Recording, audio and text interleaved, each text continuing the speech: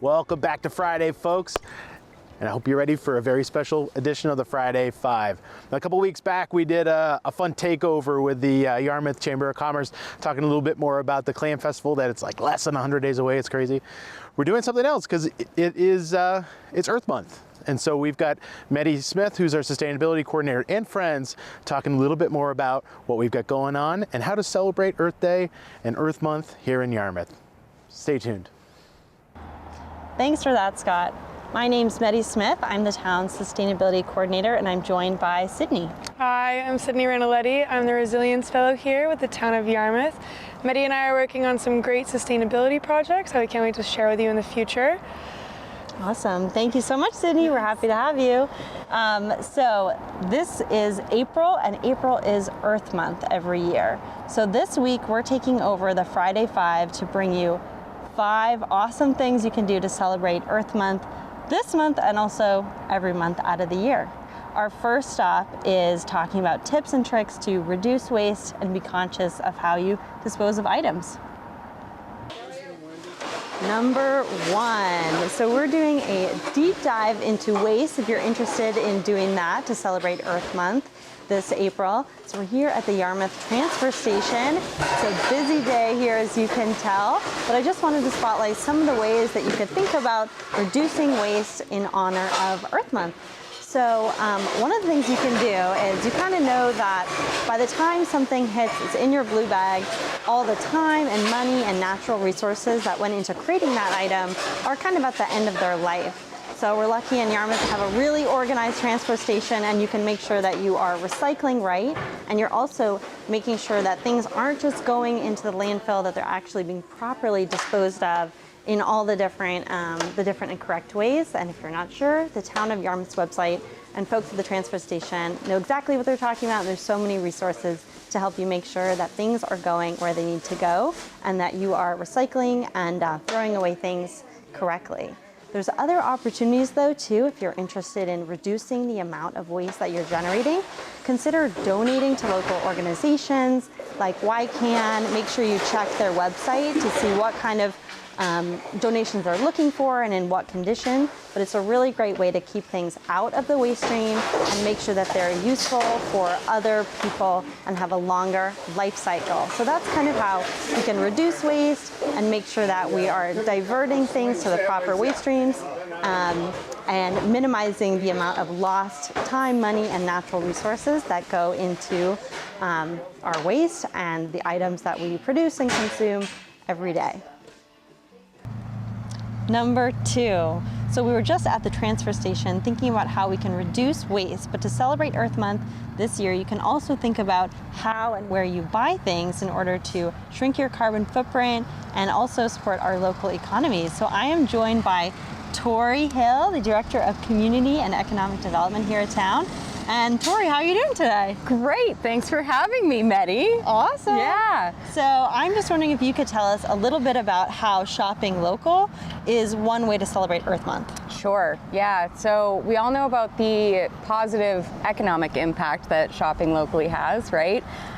So when you do buy items locally, you're not just supporting that business owner, but you're supporting local employees, and studies show that a lot of your dollar actually will stay circulating right here in the local economy. So that's one thing to celebrate, but we also can celebrate the environmental impact that it has. So when you buy your items right here in town, you're reducing the amount of packaging required, the amount of fossil fuels that are required to deliver something directly to your doorstep. So this month, it'd be great to challenge you all to try to shop locally first, and you may find that what you need is sitting right here in town in a store, and it's something that might be easy to do all year round. Awesome, thank you. So another thing that we saw at the transfer station, there's so many ways to divert waste, including food waste and composting, which brings me to that whole concept of saving the environmental resources and reducing emissions from buying locally. So are there any opportunities to buy food locally here in Yarmouth besides, the amazing restaurants, of course, but I'd love to hear your thoughts on that too.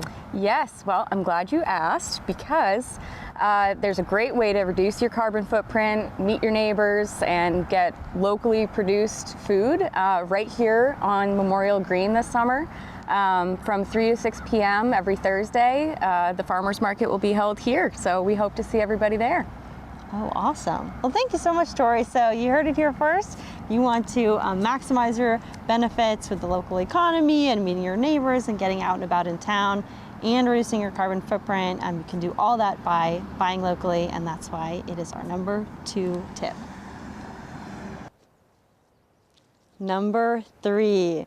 So the third idea I have for you all to celebrate Earth Month this April relates to our natural environment. It's getting warm and beautiful out, and we all might be tempted to get out on our landscape and start cleaning things up and make it look organized and pretty. So this tip is a little bit about more what you maybe shouldn't be doing than what you should be doing. So I don't know if you knew this, but native insects and pollinators actually spend the winter time right here in Maine. They don't migrate like birds, so they're here on our landscapes, and they hunker down in leaves and down kind of woody materials and stalks. And when the weather warms up, they warm up and they emerge, and they're here to pollinate our flowers in the summertime. So rather than getting out there and cleaning up every last leaf in your garden, I would encourage you to think about leaving some leaves and those kind of woody materials that are in your garden to allow the native insects to warm up and come out safely on their own. The other thing that I would encourage you to not do to celebrate Earth Month is to not mow your lawns and landscapes until later in May. So you may have heard the tagline, "No Mow May," so that's what this is getting at. So when those native pollinators emerge in the springtime, they're looking around for those early flowering plants for their first food source. So allowing those flowers and dandelions and things like that to come up on our lawns, paired with allowing some of our more messy looking natural landscapes and leaf litter to remain through the spring as long as you can, gives those native insects, including bees and other pollinators, a really good fighting chance to support our local ecology and landscapes and our homes and gardens throughout the summertime. Number 4. So the fourth tip we have for you all to celebrate Earth Month this year is all about getting active and getting outside. So almost 50% of greenhouse gas emissions in our community here in Yarmouth come from traveling in our cars and personal vehicles. So it's really important, if we're thinking about the environment and climate action, to think about how we can swap some car trips for maybe biking or walking. So I'm here joined by Julie, and she's going to tell us about an awesome new resource that will help people get outside and be more active in the way that they get around town. Yeah, hi.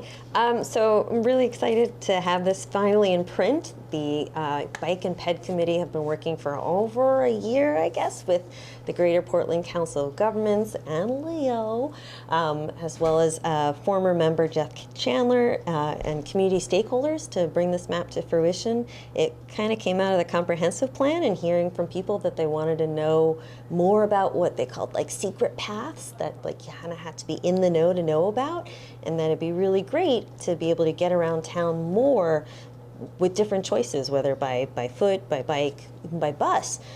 So this kind of came out of that process, and we particularly heard because kids really bike. Like before they get their licenses, that is a huge culture that's really cherished here in Yarmouth. So the map is specifically geared kind of with kids in mind. So it does go over both the obvious, dedicated paths like the Beth Connon Memorial Pathway, the West Side Trail, and then also includes sidewalk infrastructure, perhaps for a family that's first learning how to ride and get their kid out and wants really protected, separated space. And then what we call those secret subdivision connections. So ways to get from like Hillside through those different neighborhoods to get all the way to school without having to go on a high volume road. So so fun things like that. And then the back of the map also has details about the different parks and open spaces that you can ride to, that you can ride within, that have bike racks. So some of that important infrastructure that really makes it practical or impractical to ride your bike to. Nobody wants to lock their bike to a tree. Right? Understood. Yeah. And so it also has rules of the road, so people should know about hand signals, to wear bright, dorky colors, have lights on the front and back, particularly if you're riding at night, and just connecting with the police department as well. Because it is really important. It keeps everybody safe if we all follow the rules of the road. So hopefully it'll be a good resource, and you'll be able to pick it up here at Town Hall, as well as the library, downstairs at YCS. And then after spring break, we're going to be distributing it to the schools as well. Awesome. Thank you, Julie. It sounds like there's a lot of work went into this, a lot of partners, and it really has a lot of resources kind of rolled into one. So for this Earth Month, I challenge everybody to go out, find one of these maps located at the places Julie mentioned, and get out and explore the trails and paths this spring. Thanks, Julie. I think I'll go hit one of those secret paths at the end of Clee Street as well, too. Oh, So awesome. have a good one. Enjoy the sunshine. Number 5. So besides all of those amazing tips that we gave you to celebrate Earth Month, one of the most important things you can do is actually just to talk about climate change and the environment. And you can do this just Earth Month, and you can do this every month and all year long. So I hear that a group here at the Merrill Memorial Library is actually doing just this, sitting down and talking about climate change and what we can do about it. So I want to introduce Mike Carnes, a technology librarian, to tell us more about what this group is. Yeah, thanks, Maddie. We just started a climate action book group here at the library. Our first meeting was in April. We talked about the town's climate action plan. Our next meeting is May 8th. You're welcome to join us. The book we will be discussing is a book called Heat Wave by Eric Kleinenberg. It's a great book, but you don't need to read the book in order to join us. You're welcome to just join us for the discussion. We will talk about the book, but we'll talk about other issues and generally create a sense of community around taking climate action. And again, I think that's, like you said, one of the best things to do is talk about climate change and climate action.